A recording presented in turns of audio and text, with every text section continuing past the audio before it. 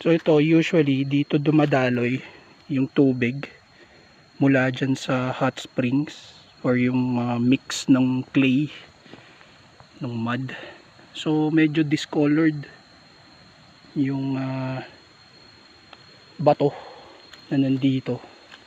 So dyan yan siya dadaloy. Merong parang maliit na sapa dyan. Doon siya pumupunta.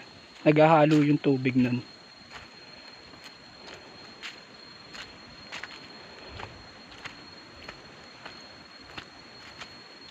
Yan.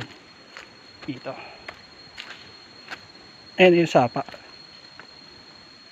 So wala masyadong flow ng tubig ngayon.